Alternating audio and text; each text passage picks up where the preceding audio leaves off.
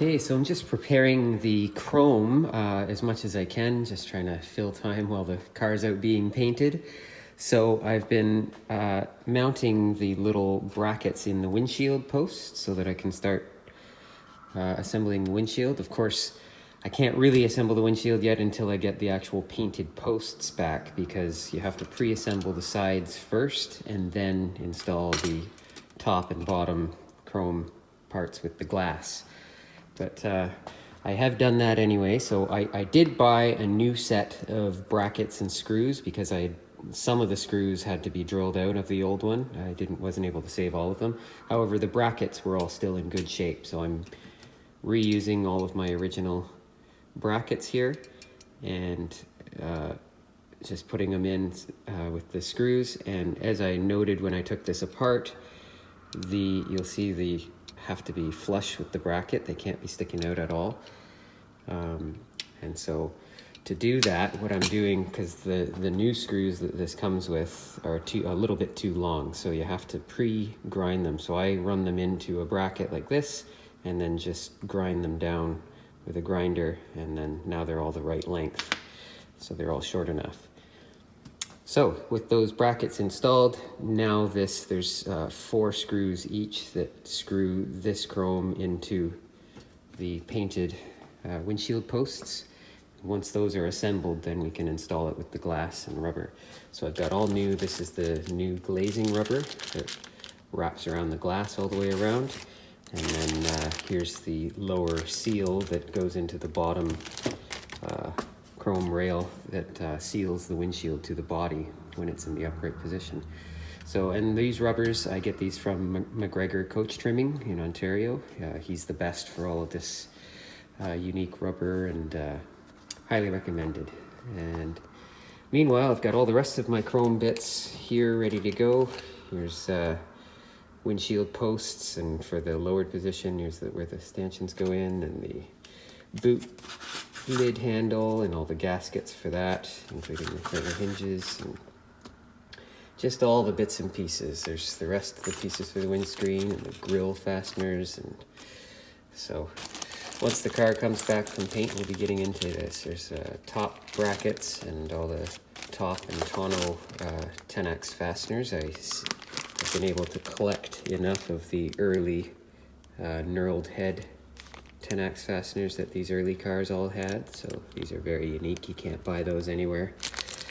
And of course, the little turn snaps in there that are rounded as they should be. More modern ones are squared off, so these are the early style as they should be. So this bag is all stuff that's totally unavailable. But I was able to save it all and have it replated in nickel as original. What is this? This is for the door check straps. These are the pieces that go on the actual doors. Cockpit rail screws, and of course that little bag of tiny screws is for installing the aluminum door trim. So speaking of cockpit rails, now I won't unwrap everything, but I did just receive my cockpit rails back from Alltech Anodizing, who anodized these for me. So I had previously sent them to Victoria Plating to have them polished, get all the scratches and marks out of them, and I told them that they were going to be going on to be anodized, so there can't be any sanding marks. So they took the time and got these really nice and like a mirror finish. And then I sent them to Alltech Anodizing for the final anodized finish, and gives it that nice satin silver finish, and it's just beautiful. So really happy with those. So these of course are the 2 for the tops of the doors, and then up there I've left them wrapped, but there's the front and rear cockpit rails as well. And that's my windshield top and bottom pieces as well. And of course bumpers and grille, and here's the Austin Healey labels, the Austin of England. That's my original ones from the boot and from the front of the shroud. And of course these are the fender spheres, all original pieces, re-chromed. Of course, in the back there, I've got all new fender beading. So, ready to go with all the Brightwork when the car comes back. And here's just a closer look at my grille. It's got the satin chrome finish on the teeth as it should, with the double shine chrome on the surround. My original 100 flash there.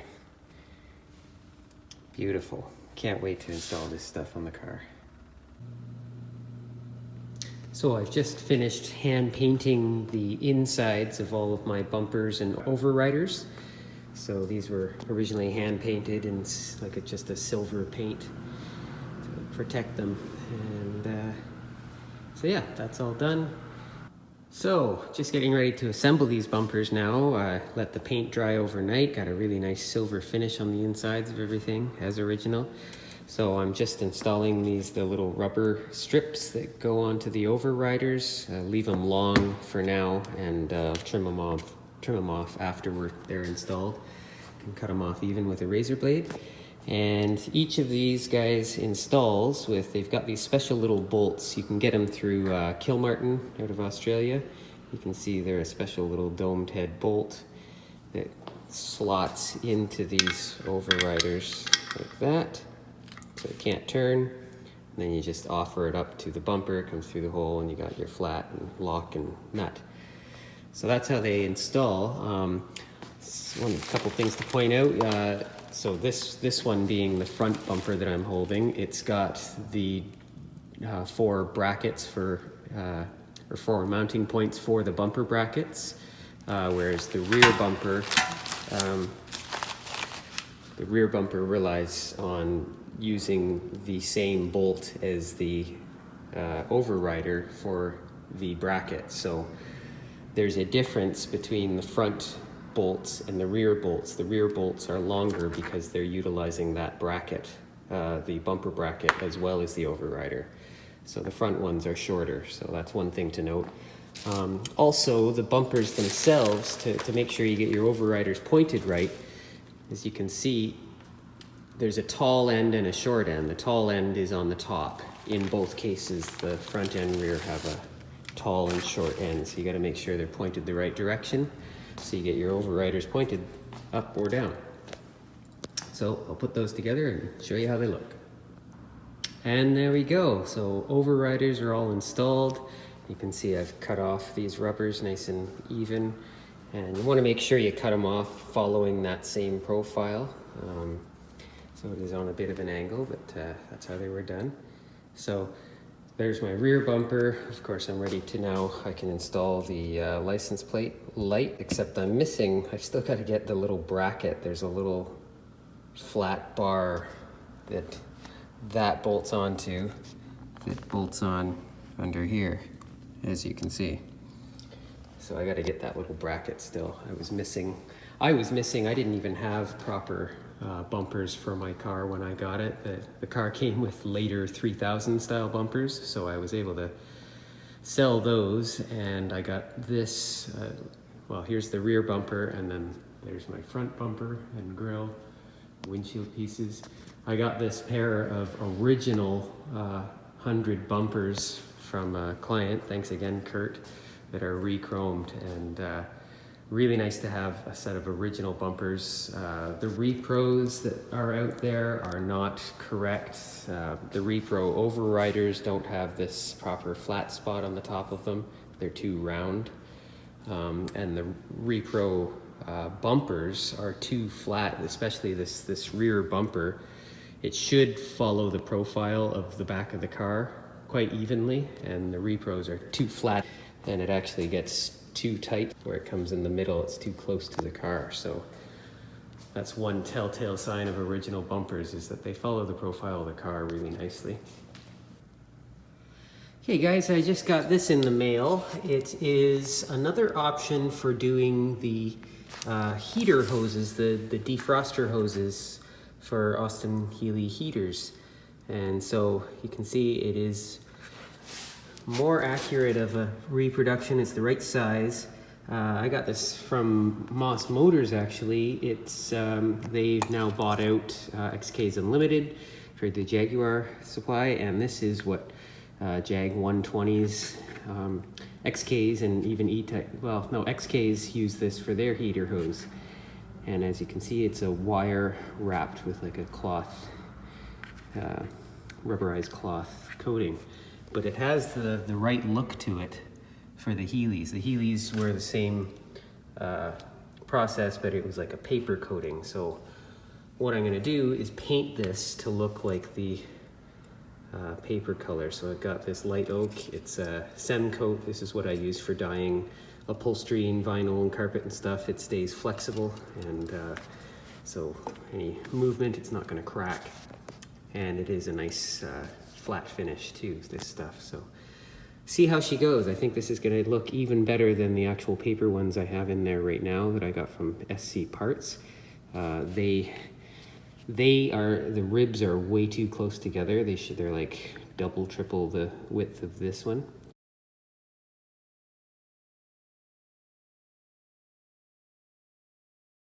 And this one looks much closer to the original, so we'll see how she looks when she's painted up.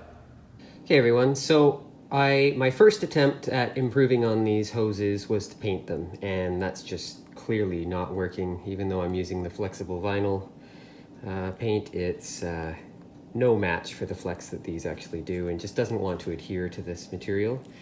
So what I've decided to do is to actually wrap them in paper, which is how the originals were finished. They had this paper wrapped around a coil spring. So I'm just gonna wrap these existing hoses. So I've stripped the paint off of this one, and I've got myself some nice thin brown paper. You can get this at Michael's or whatever craft stores. I got a big thing of Elmer's glue and some brushes, and I'm just gonna liberally coat this in the Elmer's glue to soak it, and then of course start painting this and rolling it on carefully and making sure to work it into all the grooves so it's a nice bond and should be able to flex with the hose. So I'll get into that. And there we go. I had great success with that. So very happy with the look of these. That's exactly the right original look. And it is just brown paper soaked in Elmer's glue and carefully wrapped around the hose, pulled tight as you're going. And then I found it better too once it was on there and it had been drying for about 15 or 20 minutes on its own. I came in with a heat gun to help speed up the drying process, and you could see it kind of shrink into the folds and cause even more definition, which is great. So, and these are still flexible, and yeah, the nice paper look that the originals had.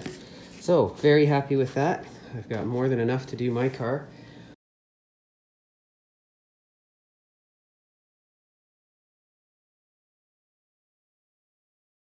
On top of this, I took the same idea and went about trying to make that elusive early BN1 fresh air hose in the black, because it was covered in like a material of some sort, paper thin, wrapped over like a coil same way, but on a 4-inch diameter hose, and it was black. So I was able to get some black thin paper just like this when I got this stuff. So here's this. It's still drying. I just, after wrapping it, I painted it just with some flexible satin black so that it would kind of blend. There's some staining from the glue. So it's still drying, but if I get a close up here, you can see that looks just right. That's just like those early BN1 hoses. And again, I'm gonna go at it with a heat gun and see if I can get it even a little more definition in that. But this is exactly the right length of hose. I bought this hose from a heating supply place, but when I fitted originally, I wasn't happy with the depth of the grooves. They was way too deep, whereas these originals were really shallow. So I thought about trying to I searched for some 4-inch, 5-inch diameter heat shrink tubing. I thought that might help. If I just put that on and shrunk it around, it would be a little more, less of a accordion look. But yeah, this just wrapping it with this material seems to have given it the right look. So you can still see the ribs, but they're not super deep. And they are the right spacing. So I'll show you an original.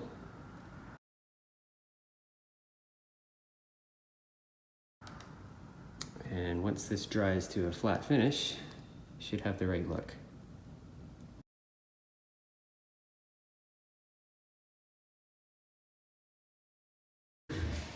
So while the rad is out, I'm taking the opportunity. I had sent my shocks all in to be rebuilt by Apple Hydraulics, and what I didn't realize is that they took all of my original screws and replaced them with these new style ones. So I contacted them and got them to save up a bunch of original screws, and now I'm going one by one and changing them out for the original screws. Hey everyone, so just at the body shop today, and I've, as you can see, reinstalled my rad. I returned it to Townside Auto, and they were able to confirm my leak along this lower seam. So they took it all apart, removed the entire upper tank, and pounded out a few dents in the top while they were at it, and were able to clean it out a lot better while they were at it, and then reinstalled the tank with a brand new soldered seal all the way around, so no more leaks, and much cleaner and more efficient than it ever was. And he even was able to save all my original date tags and manufacturing plates and resolder those back on, so nothing was lost. I've still got a good original rad there. And meanwhile, so I installed that this morning, and here is my new air hose that I made over the weekend, and I think I'm going to keep that. That is much closer to that early BN1 style I've been trying to nail down. This is about the 4th hose I've gone through, so this is the best one I found so far. Again, I made that, so, and then here's my new heater hoses, which are looking much better. So now with the rad reinstalled and those hoses all changed over, we can go ahead and reinstall the body panels. I'm just here at Jetstream Auto and Custom. We'll be reassembling the body panels here over the next few weeks after, of course, all the panels are painted on the insides first. And then we can fuss over final fit of everything before finally painting the outer body together, all assembled. It's generally good practice to spray it all together, especially when you're using metallic paints, just to assure it all blends evenly. So I'll be back over the next few weeks to assist in the correct mounting of all the body panels with all its original hardware. So until then, I'm Geoff Chrysler, a detail enthusiast. We'll see you next time.